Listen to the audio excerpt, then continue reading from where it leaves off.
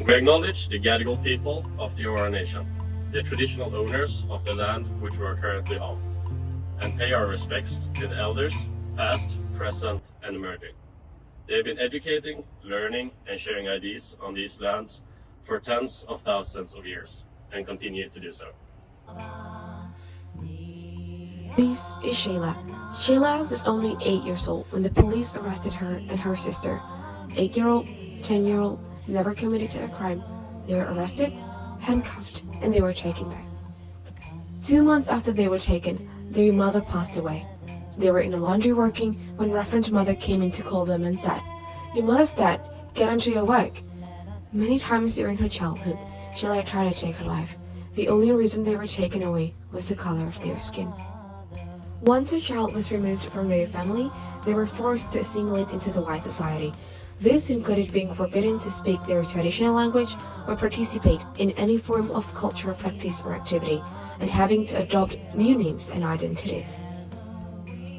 Many of these children were informed that their families had either given them up or had died. To increase the success of removal policies, the authorities would often send their children vast distances from their countries and also families.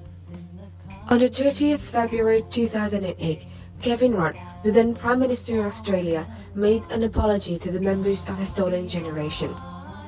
Although the period known as Stolen Generation technically ended in 1969, it is important to understand that the effect of the Stolen Generation is still being felt by Aboriginal and Torres Strait Islanders people today. Many Aboriginal families have experienced intergenerational trauma due to the trauma experienced by their parents and also grandparents who lived through this period of history. The Stolen Generation has resulted in traditional knowledge being lost, as this knowledge was not able to be passed down to the next generation. Aboriginal and Torres Strait Islanders cultures are a critical part of Australia's national identity. Although it dates back 60,000 years ago, the world's oldest surviving civilization continues to play a vibrant role in modern Australian society. These are several enormous impacts Aboriginal and Torres Strait Islanders people contribute to life in Australia. The first one is language.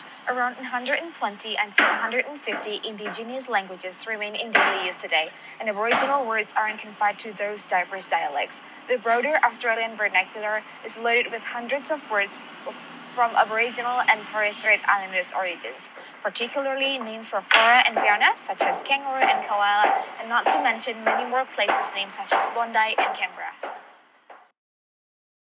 The second one is art.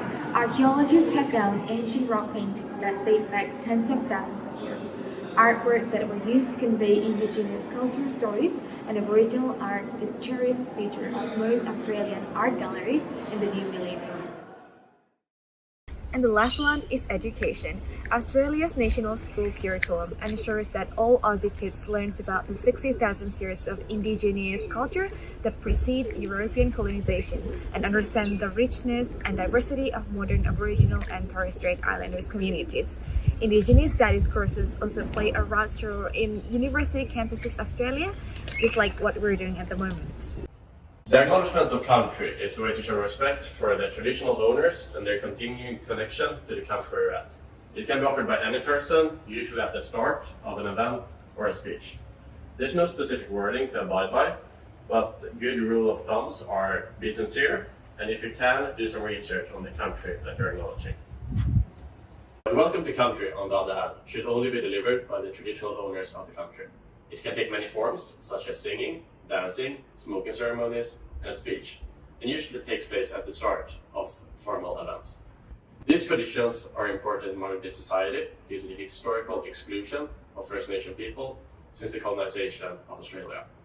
Therefore, acknowledging the traditional owners is a way to recognize them, pay your respect, and a step towards ending exclusion.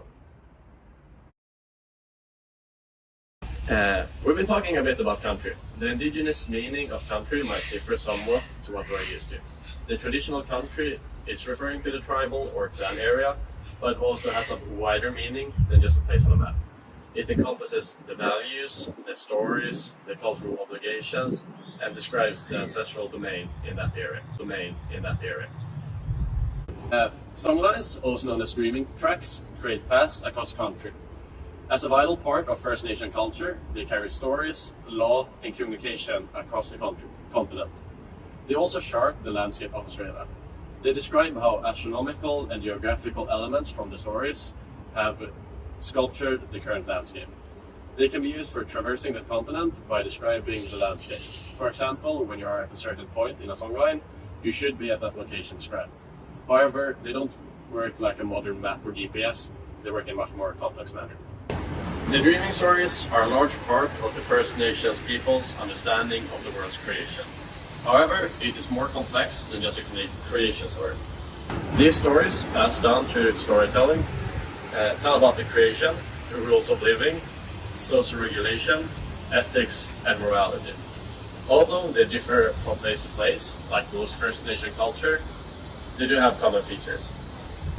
Tribal law, or lore, as it's usually called, is the customary legal system of the First Nations. It has been passed down by oral tradition, thereby no codified versions exist. These laws were not incorporated when Australian common law was established, but some are still practiced, even though they might conflict with common law. In recent years, however, the incorporation of customary law has been investigated further. A notable example is how Queensland, in 2020, passed a law recognizing the traditional adoption practices of the Torres Strait Islanders. A part of Aboriginal and Torres Strait Islander kinship is the totemic system, where everyone has at least 4 totems. These are from your nation, your clan, your family, and one given to you individually. One is responsible for their own totems, to learn about them, and to protect them. However, the totems are split between people in a way that ensures balance between the protection of it and the use of it. Of course, there are many differences of beliefs between Indigenous Australian and non-Indigenous people. For instance, non-Indigenous people might consider land as something they own, a commodity to be bought and sold, an asset to make profit from, but also a means to make a living of it or simply home. They develop land as if it was unfinished or raw. For Aboriginal people, the relationship is much deeper. Paliku woman Ambelin Kwai Molina explains. For Aboriginal people, a country is much more than a place. Rock, tree, river, hill, animal, human, all were formed of the same substance by the ancestors who continue to live in land, water, and sky.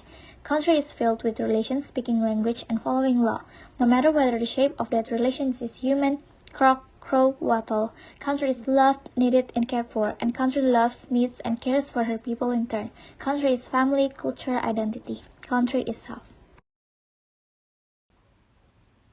The question is, how can we build understanding about differences and commonalities among us? Luckily, the NSW government gave us some ideas we can share to build cross-cultural understanding and break down cultural barriers. For a start, make a conscious effort to meet people from other cultures. It can be hard to step out of your comfort zone, especially if there are language barriers. But the best way to truly understand others is to spend time with people. The more you spend time with someone, the more you can focus on them as individuals and on the interests that you share. Remember that you're not just your background, and this applies to us all. Individuals don't just define ourselves by our geography, religious beliefs, or ethnicity. You might like the same films, both be middle children, both have the same jobs. The similarities could be endless and could have little to do with your background. Likewise, disagreements or differences are most likely to be based on different personalities and interests, rather than someone's cultural background. Next up, think about your biases. When did you form your own ideas about a certain group or another person? When you acknowledge that cultural stereotyping is common and that we all carry around biases, however intentional, we can begin to unpick those views and encourage others to likewise acknowledge any bias they may have towards you.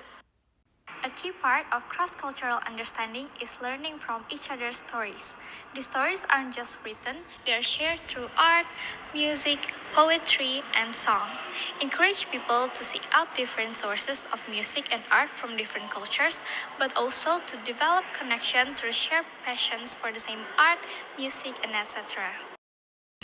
The only way to truly know someone and dispel any myths that they have ever heard is to ask. If you ask with an open mind and genuine curiosity, you'll most likely to find others who will welcome you, your interests, and the chance to explain things from their perspective.